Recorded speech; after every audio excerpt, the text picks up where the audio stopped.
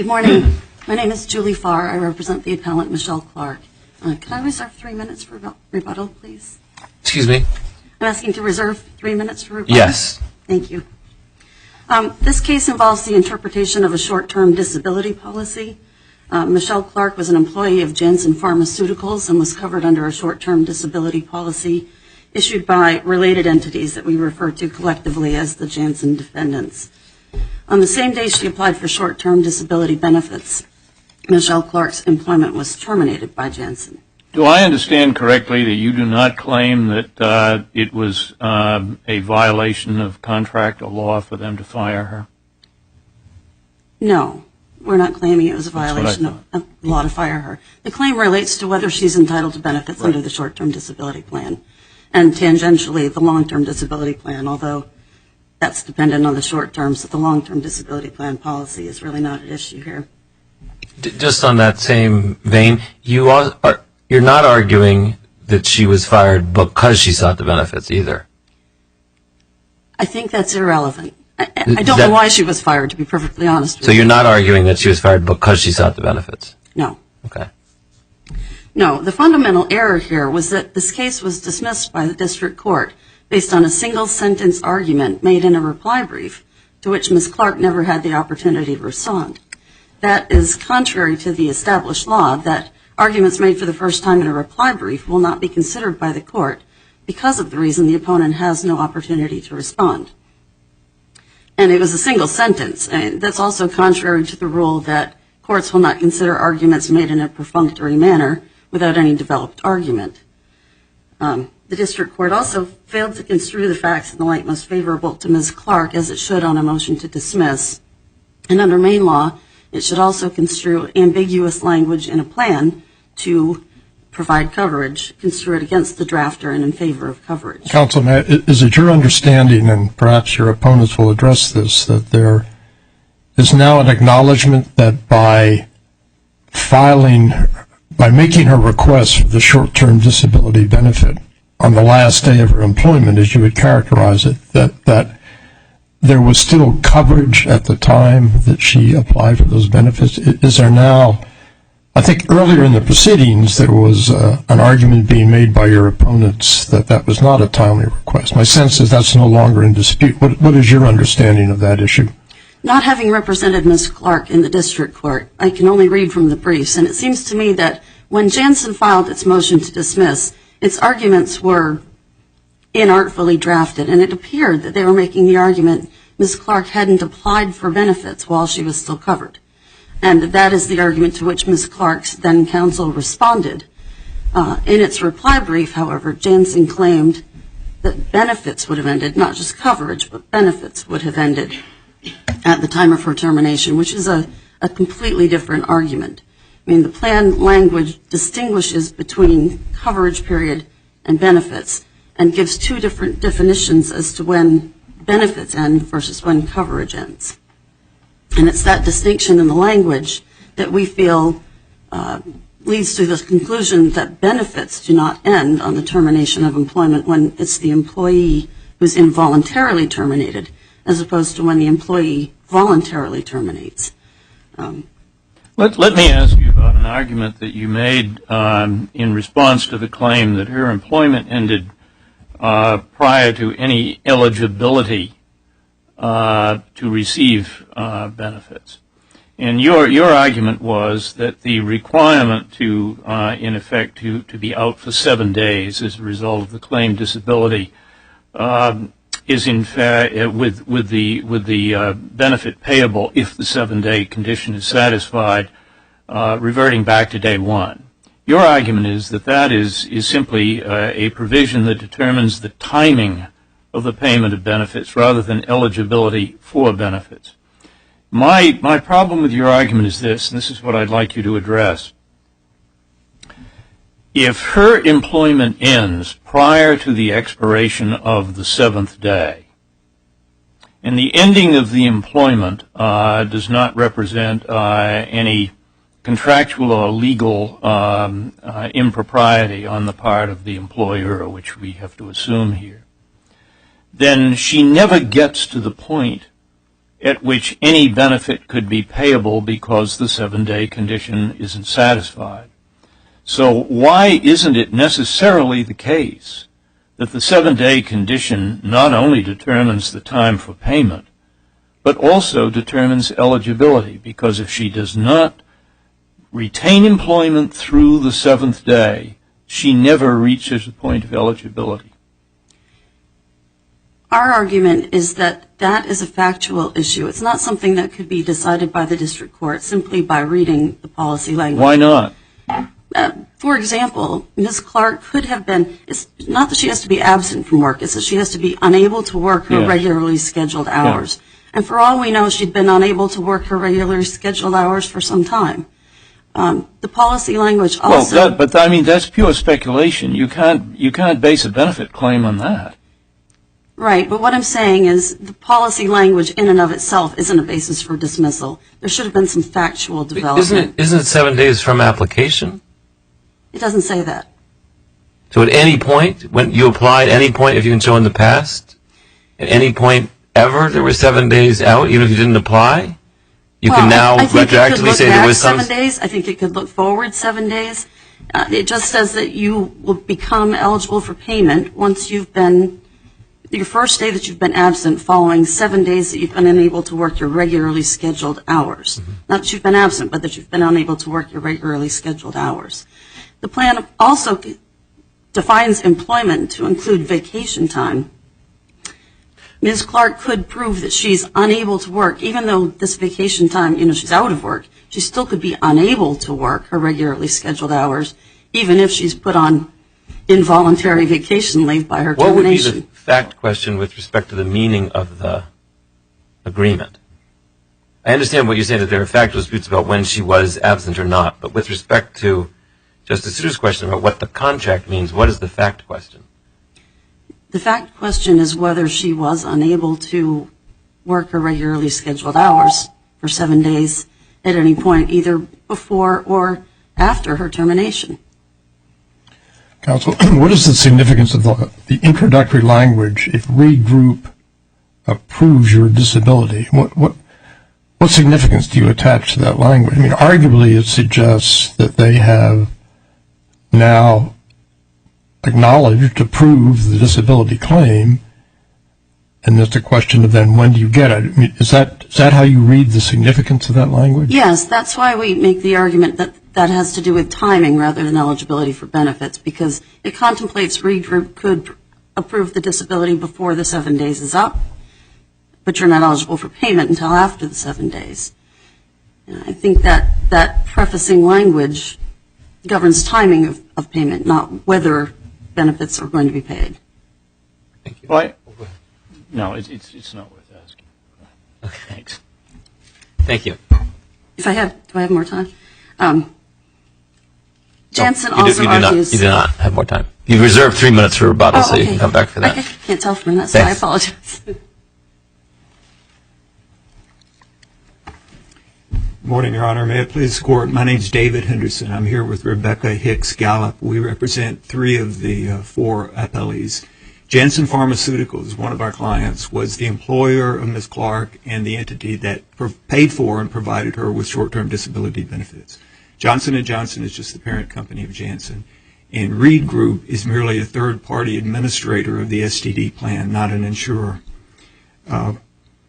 We're asking the Court to affirm the District Court's dismissal of all of the claims against my 3 clients, but particularly the breach of contract claim, which I understand is the only claim that Ms. Clark still is pursuing.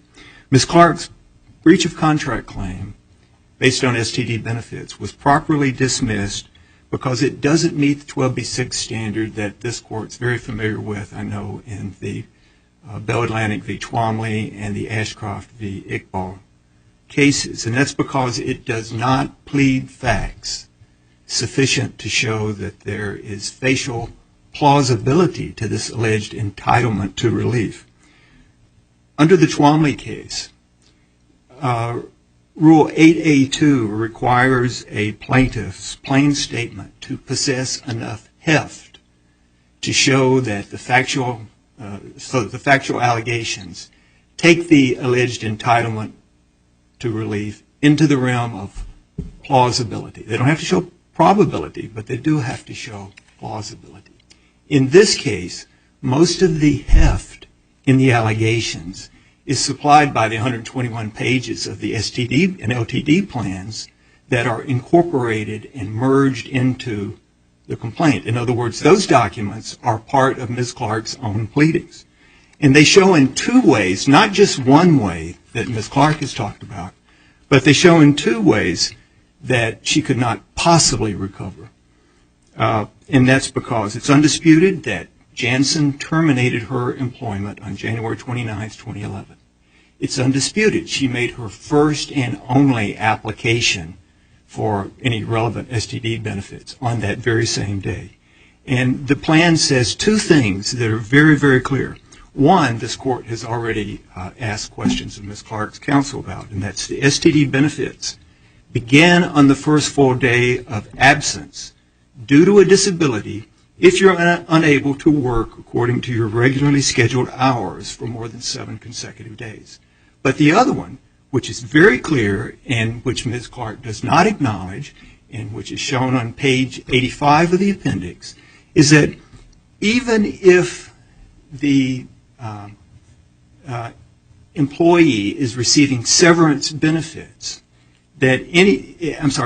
receiving severance pay, any benefits under either the STD or the LTD plan end on the date employment ends. And there's no question that her employment ended the same day she applied. So that means two things. One, Ms. Clark's entitlement to STD benefits never began because there was never a 7-day, she doesn't allege, which is what the district court points out on the last page of its opinion. She does not allege that there was a 7-day period of her employment when she could not work due to her disability. And she didn't ask to amend the complaint to say that. Counsel, I want to be sure I understand your argument. I think it relates to the question that I asked opposing counsel. I gather your position is that she did not make a timely claim for STD benefits. Is that correct? That at the time she made the claim, her employment had terminated, and hence coverage was no longer available to her. Is that your argument? Your Honor, that's not exactly right. Okay. If we were proving the facts, that is one of the things we would try to show. But again, this is 12b-6. We're looking only at her allegations and not adding additional facts. So all we were assuming for purposes of our 12b-6 argument, even though we would argue more if this case went further, all we're assuming for 12b-6 is that it was the very same day. Sometime on the same day. Okay, now what is the significance of that it's the very same day? What is the legal significance of that in terms of the... It goes to the second point, Your Honor. The first point is, if I may, she could not claim benefits, or her benefits never started because she didn't satisfy the 7-day provision. But to Your Honor's point, even if the benefits arguably had started in some way, the plan says very clearly that any arguable entitlement that she had to benefits, not just coverage, but to benefits, end on the day of her termination of employment. But isn't the provision for that, doesn't that refer to you, i.e. the employee, terminating your employment? It does not, Your Honor. That's the argument that counsel makes. Whether it's in the active voice or the passive voice. But on page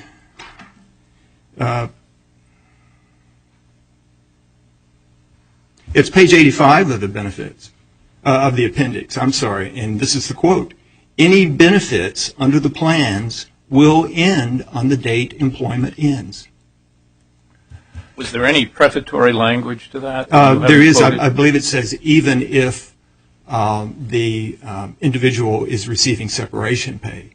And as you may recall, there's no prefatory language that refers to you ending. No, Your Honor. That's correct. Counsel, please. I just want to understand the arguments so that I get it, what you were saying to Judge Lopez.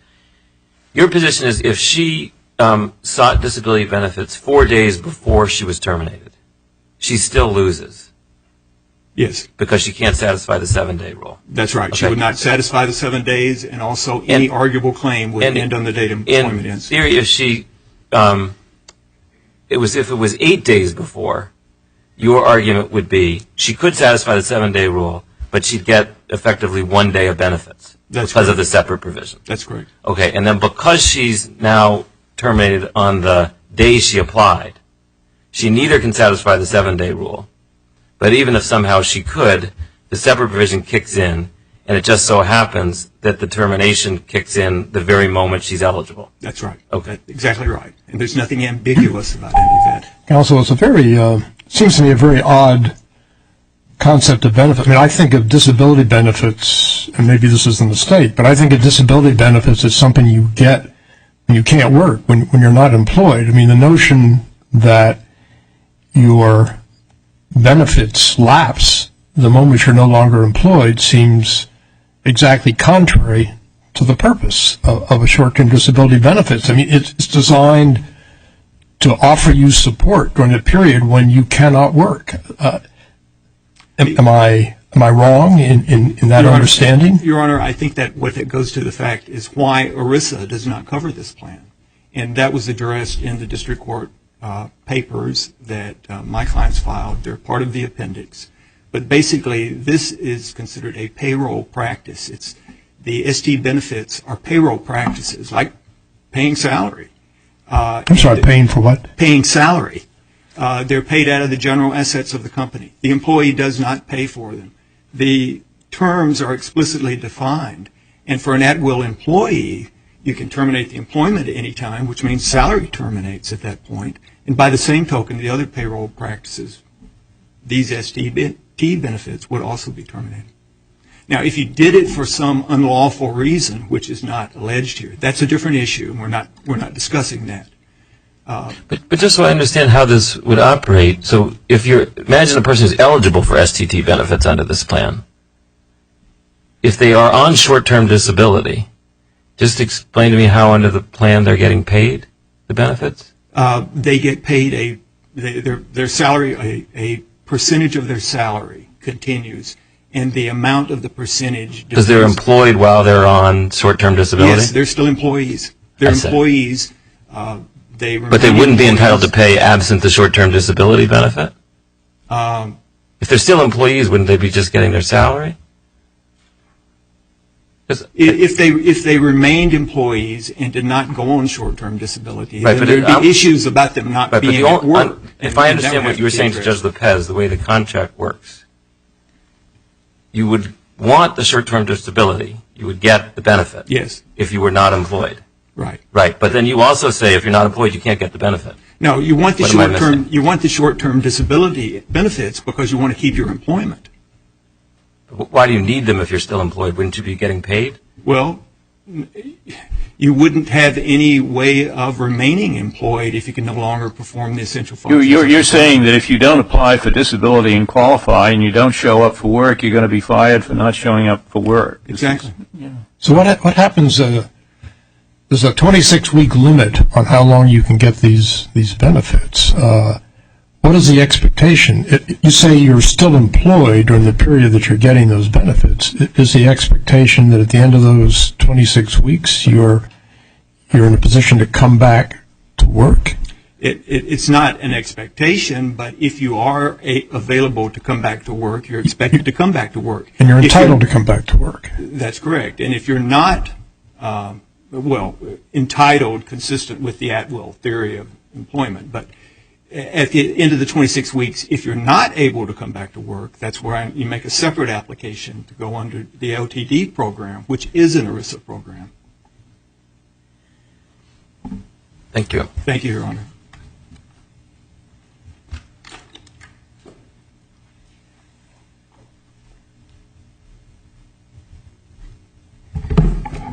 May it please the Court, my name is Amanda Sonneborn and I represent Prudential Insurance Company in this case.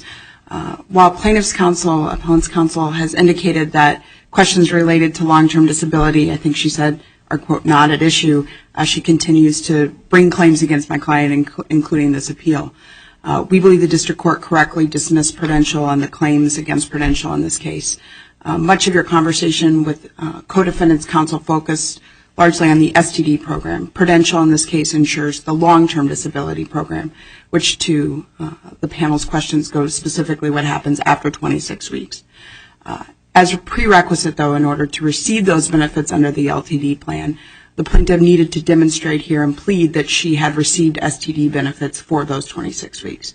The contract with Prudential is governed by ERISA and is very clear. And it specifically says that a participant is only disabled under that plan if the participant receives 26 weeks of continuous payments under any short-term disability plan sponsored by the contract holder, which in this case would be Janssen Pharmaceuticals and Johnson & Johnson. In this case, it was clear plaintiff did not plead and could not plead that she met that requirement, and therefore she was not eligible for LTD benefits pursuant to the terms of the LTD plan, and Prudential denied her claim for that reason. The lower court recognized that she could not state a claim against Prudential because she had not received those benefits and therefore dismissed pursuant to 12b-6 Prudential under the terms of that plan, recognizing there was no claim she could state under ERISA for those benefits. As such, we believe the contract language is clear and the district court correctly dismissed Prudential under this case, and we ask the court to uphold that argument here at this juncture as well. Simply stated, the plaintiff can't pursue those benefits against Pru, and they should be dismissed from the case. Thank you. Can I just understand, make sure I get that? Is that, suppose there was a wrongful denial of the STD? Is your position she still can't get the That would be our position at this point in time, yes, Your Honor, that the case with the contract is clear. She did not receive it at the point in time that she was covered under the plan, and therefore she's not eligible for the LTD. And what happens on your view under the contract if it turns out there was a wrongful denial of the STD? Can she never get LTD benefits then? We didn't decide that question, Prudential, and as you know, under ERISA, there's an administrative process. So Prudential has not considered that specific question in the administrative process.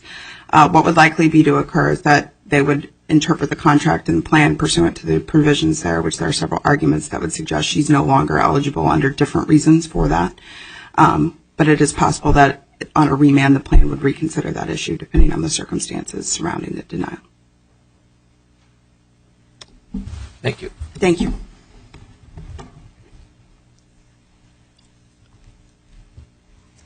Thank you. None of those arguments as to the long-term disability plan were decided by the district judge because everybody agreed she's not eligible for long-term disability unless she first gets the 26 weeks of short-term disability. I think if she wins this appeal, long-term disability is back in play. As to the language cited by counsel at page 85 of the appendix, pages 47 to 48 define when benefits terminate. It says when you retire, die, or leave employment for any reason. And as Justice Souter pointed out, the you has to refer to the employee. So if the employee terminates the employment voluntarily, benefits would cease. If the employee is terminated involuntarily, that language doesn't apply. And that is buttressed by the fact that the plan later allows for a reduction of short-term disability benefits if the employee begins receiving unemployment benefits. That provision would have no meaning if the employee lost benefits for any termination, such as when the employer terminates her. She wouldn't be eligible for unemployment benefits if she left voluntarily. Hence, short-term disability stopping when she left voluntarily makes sense. She would be eligible for unemployment benefits, so if the employer terminated her involuntarily, except for misconduct, and might be entitled to short-term disability offset by her unemployment benefits. And as Justice Lopez pointed out, if an employer can terminate an employee and cause short-term disability benefits to stop, that's contrary to the whole purpose of the short-term disability plan. It makes the promises in it illusory, because an employee can apply for short-term disability, be out a few days, and the employer can terminate their employment. And that is completely contrary to the purpose of the short-term disability plan, to provide the employee benefits when she's unable to work. And, excuse me, Janssen was responsible for framing the arguments in the motion to dismiss. It never made the arguments that it's making here today in its motion to dismiss. It never argued the 7-day provision barred coverage. Ms. Clark never got the opportunity to respond to that because it was raised in a single sentence in a reply brief. Well, I don't hear them pushing today that waiver argument that you're worried about. So I don't think you have to worry about it. I'm making the argument that they have waived that argument in the district court. They didn't raise it. Therefore, we had no opportunity to respond to it. Therefore, it was error for the district court to rule on that basis. My understanding was that the denial letter referenced the 7 days? There were 3 denial letters. The first 2 referenced... Did a denial letter reference the 7-day period? The third one did, yes. The first two referred to a denial of short-term disability leave under some other unknown policy. Thank you. Thank you.